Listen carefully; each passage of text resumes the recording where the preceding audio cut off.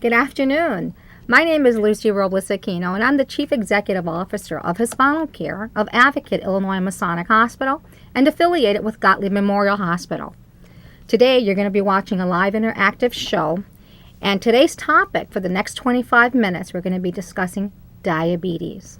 With me today, I have Dr. Victor Munoz, a family practitioner affiliated with Illinois Masonic Hospital, and allow me to thank you for being on the show today. Oh, thank you very much. Well, I am looking forward to this discussion now.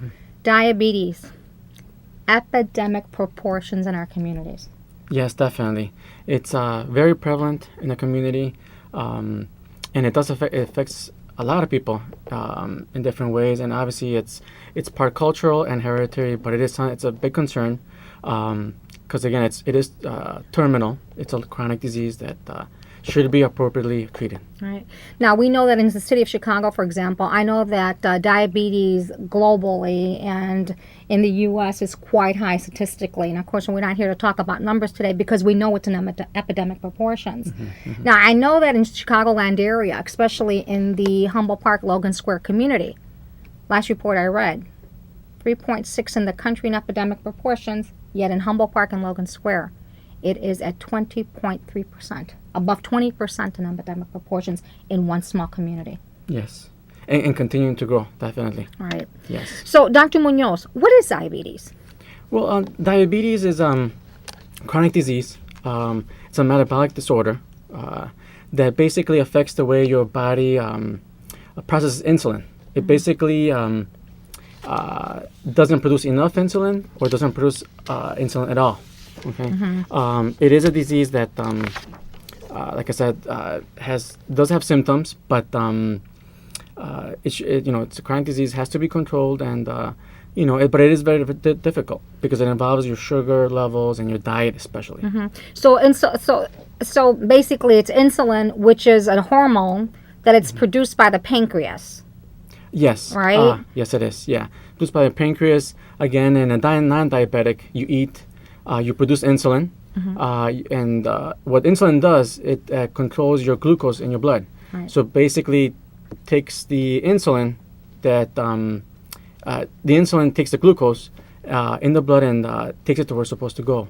Okay. And when the insulin is lacking, that's where the problems come in, and the glucose starts sitting in the blood and causing problems there. Yes. I know later on we're going to bring up one of our picks overheads on the pancreas, so we're going to go a little bit over that too, because I think it's important for our viewers and listeners who are listening or watching today to really get to know how this really works and the importance of what the pancreas does with the insulin and the hormone that is produced by the pancreas.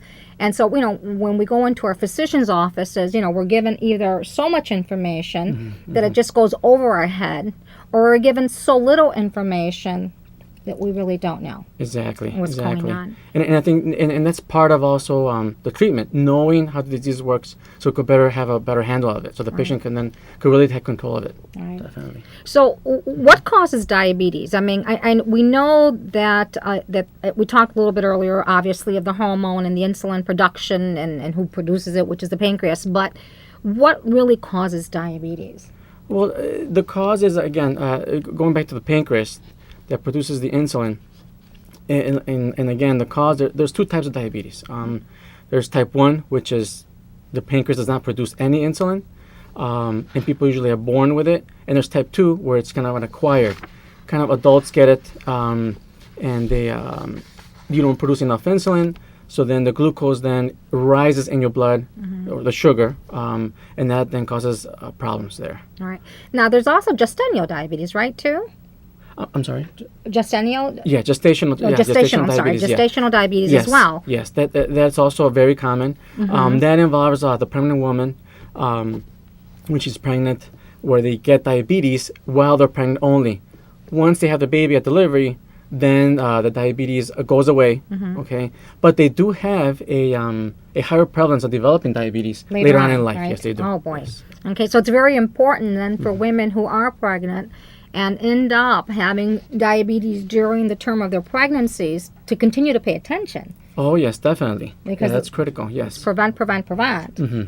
I do want to go back a little bit and remind our viewers that for those of you who are just joining us, my name is Lucy Aquino with Hispano Care Advocate, Illinois Masonic Hospital, and joining me today is Dr. Victor Munoz of Illinois Masonic Hospital, family practitioner, and our topic today is diabetes. Our lines are open. If you have any questions and you'd like to call them in, please do so. That's why we're here today. We want to actually discuss this as much as we can in the short time of period that we have. So with us, we actually have a caller. So, caller, you're on the air. What causes diabetes? Well, the actual cause, like I said, it's the body not producing enough insulin, or being another cause that they say is resistance to insulin in your body. So basically, the rise in the glucose in your blood is the cause of diabetes. High glucose levels, high sugar levels in the blood, the cause of diabetes that causes all these symptoms, and how it affects different parts of your body in the long term, of your vision, your kidneys, your blood vessels, that kind of thing. Thank you, caller. So the cells are not getting enough of the essential energy and growth requirements if you don't have enough of the insulin being produced, right? Exactly. Okay. Exactly. So, and again, I mean, when it doesn't produce enough insulin at all with type 1, which it doesn't produce no insulin at all. Type 1 is that it doesn't produce it at all. And then type 2 is that it doesn't produce enough of it. Yes, exactly. Exactly. There's not enough insulin in the blood, in your body, to take that glucose that's coming from the food. Remember, it's all coming from the food. Right. And taking it to where it's supposed to go. It's then what happens, and the glucose starts to accumulate in the blood, in your blood. That's where the problem starts to happen. Wow. Okay? Yeah. So because I know it becomes difficult when people say, "Well, gee, I'm diabetic." Diabetic how? Type 1, have you been diagnosed? Type 2, have you been screened? What types of screenings have been done? What type of lab work has been done?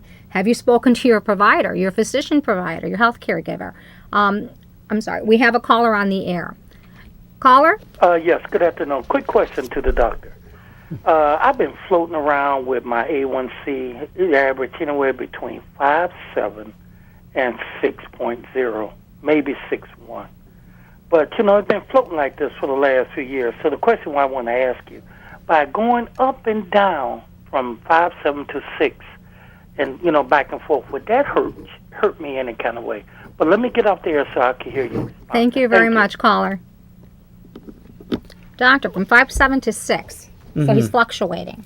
Fluctuating with, first of all, the A1C, just to be clear, the A1C is a lab test that we do in diabetics that's done every 3 months to kind of measure the long term for the past 3 months, how their glucose has been controlled. Fluctuating, that could be normal. And the reason is because, again, what you're eating, that kind of thing affects your A1C. But it does give us an idea, okay, of where you're at. Okay. Usually the guidelines, if you look at them from the ADA, they state that 7 or below, okay, is a diabetic that's controlled, or a person doesn't have diabetes. But yeah, that's a very important number for diabetic to know. And like I said, to be below 7 would be good. That means that's a reflection that your glucose or your sugar levels are where they're supposed to be, within normal range. But minor fluctuation, normal. Again, your doctor can explain more in your particular case to that point, but that could be normal. So with him having between 5 and 7 to 6, he's pretty much maintaining. He's good. Yes, he's good. He's good. Yes, at this point he's good. Right, but obviously it's something you want to discuss with your physician and to pay really close attention to, since if you are a diabetic, that you're jotting this information down, your meter, depending on the meter that you're utilizing. Many of them today, I mean, they're so technologically advanced that they have this little memory. You can take it to your physician's office. He can download that information into his computer and get a reading for you. So, this is stuff that you should be jotting down. You should keep a record of, and obviously you're doing that, caller. So thank you for the call. It's very important to know that. Obviously, if you have other questions, you can always visit the American Diabetes Association site, which talks a little bit more about A1C. And I know that, doctor, correct me if I'm wrong, that particular lab test should be done on a quarterly basis for diabetics, correct? Yes, every 3 months to just monitor to see how the diabetes is being controlled, the glucose levels being at. You don't want it to be too high or too low also. And this is in addition to, like you had stated, monitoring daily glucose checks, finger sticking, with glucose monitor, that kind of thing. Right. Yes. Good question, and we can keep talking about it too because it's just so much to make sure that we Yes. pay attention to detail, especially as diabetics. So I've heard individuals, since we do a lot of community outreach and we do literally thousands of screenings on diabetes and glucose and cholesterol and blood pressures, what we're finding and what we hear a lot is some people saying, I don't know I'm a diabetic. You're telling me my sugar's 500. I don't think I'm a diabetic. And I can handle this with herbal medication, or I'm taking the herbal over-the-counter things, or I'm doing a tea, and I can treat it myself. But are all types of diabetes, first of all, we know they're treatable. Okay? We know they're treatable for 1 and 2. And is this something that once you've had diabetes, you're either type 1 or type 2, are you a diabetic for the rest of your life? Yes, you are. You're diabetic for the rest of your life. Basically, once you're diagnosed adequately with your physician, you want to just control it. It's a chronic disease, and you want to control it. Now, you did hit a very good point to where you said that, okay, well, the patient's saying, my sugar, my glucose is 400, but I feel great, doctor. I don't need anything. That's exactly why this is very important to get screening. Yeah. Very important with your physician, or they have it at health communities where they have fairs, health fairs, that kind of thing, because it's a disease that doesn't really present symptoms initially until it's way out of control. Then you will have symptoms such as, you're thirsty, urinating a lot, that kind of thing. But that's why we have screening for this disease, because initially there is no clear symptoms that you feel sick. Yes. So if you're type 1 diabetics, you're told you're a type 1 diabetic, what does that mean to that individual? Type 1 diabetic, usually those diabetics are born. That's a lifelong disease that's chronic. And again, those patients, usually for the most part, will be on insulin, insulin injections. They don't produce insulin, so they need it. So how do they get it? Doctor prescribes insulin. They have to inject themselves and monitor adequately their sugar levels, because they have to be not too low again, and of course not too high. Right. Yes. Now, I know it's important too that if you are then diagnosed as a diabetic, whether 1 or 2, and you're not adequately controlling the complications, I mean, you can get all these complications if you're not doing the right things. What are some of these complications that they can get? There's many of them. The most common ones, it could affect your eyesight, your vision. That is definitely a big one. Other one is your kidney function. You see a lot of diabetics on dialysis. They haven't controlled. Other is cardiovascular disease, which is inherent with diabetes. Yes, it kind of goes hand in hand. Okay, so that is very important. Infections, very prevalent. When you have all that sugar sitting in the blood, the bacteria love it. They love, that's what they eat. So we need to control it and get it low. Yes, but there's inherently a lot of so let's mention some of the other ones that sometimes we don't tend to think about. I know that if someone who knows a little bit about diabetes information, they've got some info, they'll know that it could cause heart disease, and yes, I know I have to take insulin. But a lot of them don't realize that it can also lead to not just you mentioned the kidney damage and the retinal damage, the nerve damage, the poor healing of wounds. Yes. We come across many of those during our health fairs as well, is that the individuals will come and they're either in denial or they don't want to accept that they're diabetic, thus they're either refusing treatment, they're not going for treatment, but they've got wounds and cuts that just don't heal, and they've had them for months and months and months. That can lead to infection, thus amputation. Exactly. If not taken care of. Exactly, and very difficult to eradicate this infection. Again, the bacteria is there, and because of the poor wound healing, the body cannot effectively fight the infection, and that is an issue, definitely. Right, yes. And we see a lot of that when we're doing community health fairs and during the summertime, which is our busiest time for spinal care when we're out in the community. But this we see often. And it's just so important. So, doctor, let's talk about what are some of the symptoms of diabetes? I know some people think they know what it is, and others are not too sure, but there are quite a few.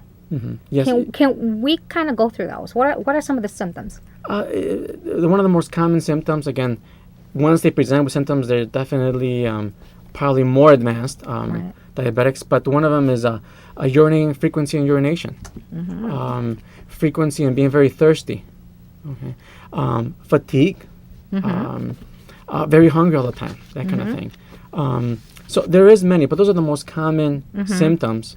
The patients would come into the clinic and say, well, why am I urinating so much? Why am I so tired? Yeah. That kind of thing. Yeah. And going back, that's what we need to check and do proper screening and that kind of thing. Right. Very important. Now, I know that sometimes, too, some individuals also say that, usually they'll say, well, I don't think I'm diabetic, and they're not that they're overweight, they're not underweight, they're not skinny, they're not fat, or they're so skinny that there's no way I can be a diabetic. So it can be either or. Oh, yes, that does not matter. That mentality of thinking, oh, no, it's always only the person that is overweight. No, that is wrong. That has nothing to do with this. It's basically a metabolic disease where there's not enough insulin, glucose is too high, and affecting the body. There's no proper regulation. Right.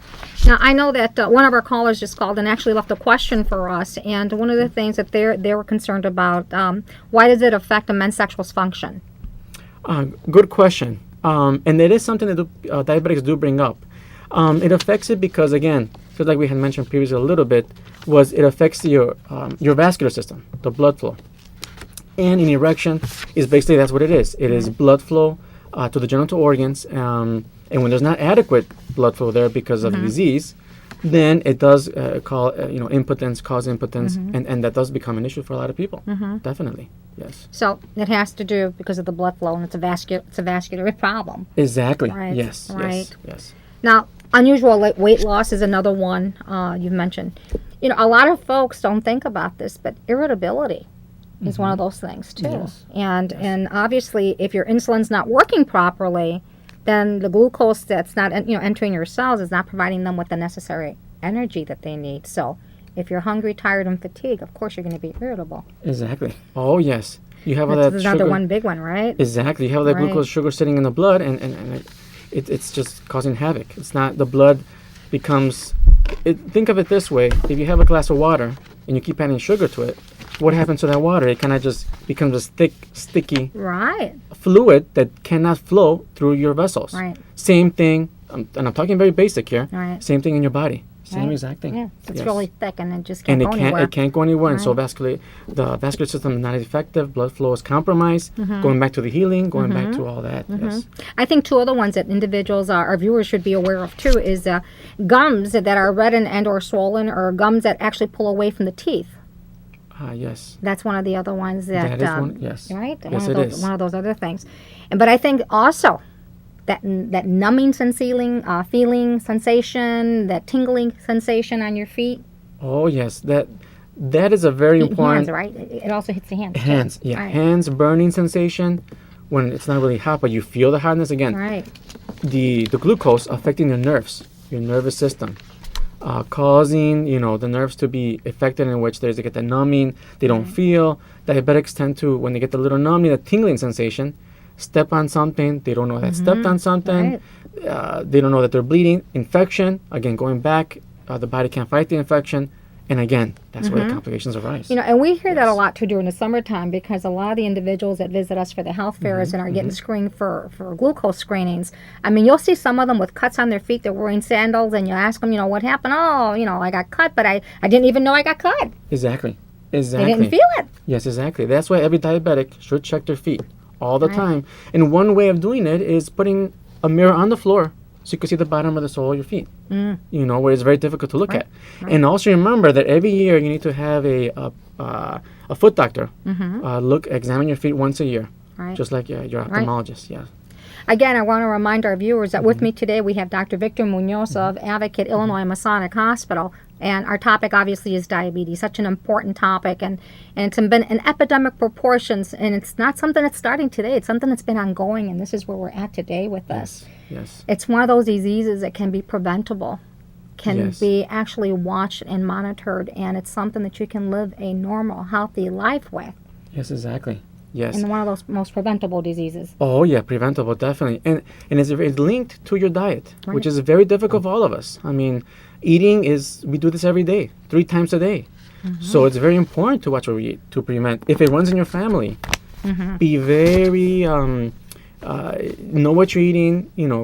Control the portions, your carbohydrates, glucose, your sugar levels. Definitely, it's very important. Right. That's a key thing. I always tell my patients, always watch your diet. It's all down to that. Right. Where is the glucose coming from? Basically, what you're eating. Yes. Again, viewers, with me today is Dr. Victor Munoz, family medicine physician, office located 3100 South Oak Park Avenue in Berwyn, 708-484-2600.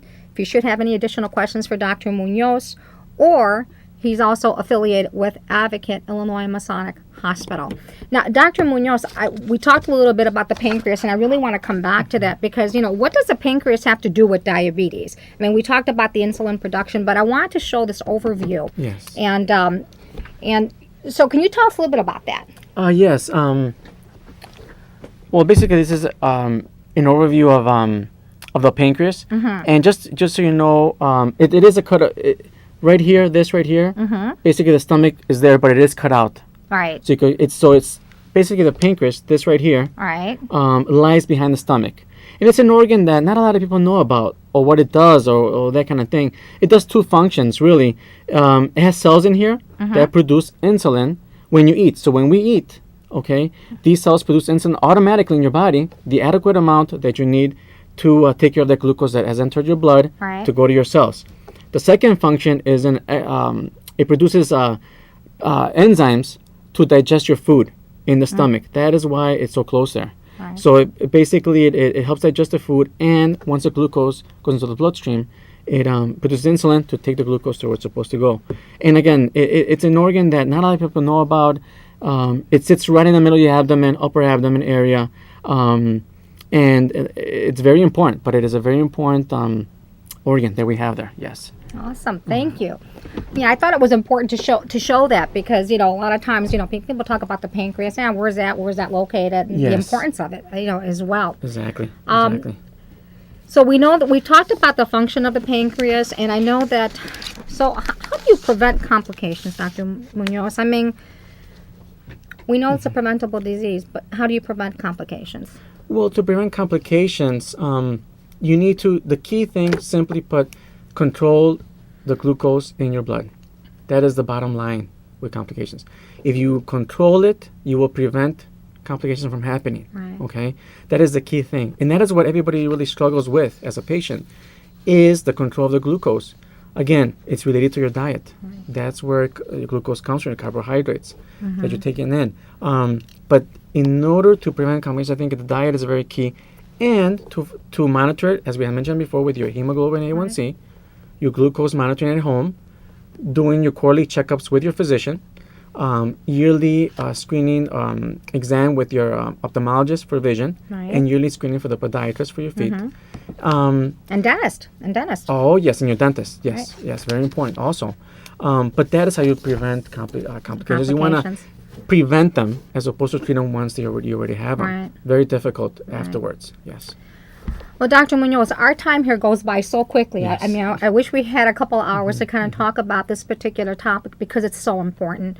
But I do want to end up with saying again, thank you for coming on the show today and sharing a little bit of diabetes and some ways that we can prevent complications, and knowing that it is one of those diseases that we can keep under control. Diet, exercise, Definitely. and watching nutrition, a little bit of everything. But you can do this, and it can be maintained. We all experience some health changes to a greater or lesser degree at various points in our lives, and diabetes does not stop you from pursuing your ambition. Whether it's being a diabetic, that might mean a change in lifestyle. It does not mean that you are not able to pursue your career effectively, run a business, practice a sport, or go on vacation. Realize your ambition. You can do anything. as long as you watch what you're doing. Prevent, prevent, prevent. On behalf of all my colleagues at Hispano Care, at Advocate Illinois Masonic Hospital, and Gottlieb Memorial Hospital, Dr. Munoz, thank you very much for being on the show Thank with you very us much today. for having me. Definitely, it's been a pleasure. Well, we look forward to, and I hope that you come back and visit us Oh, again. of course, definitely. Well, we look Yes. forward to having you back. Again, I would like to thank Advocate Illinois Masonic Hospital for their continuing support of affordable, bilingual, bicultural health care to Chicago's communities and our Latino communities. My name is Lucy Aquino. I represent Hispano Care, and thank you again for being with us this afternoon. And I'm being and watching Can TV 21. So until next time, we'll see you next month. Look forward to talking about another important topic. Until then, good evening. Stay tuned for more great information coming up.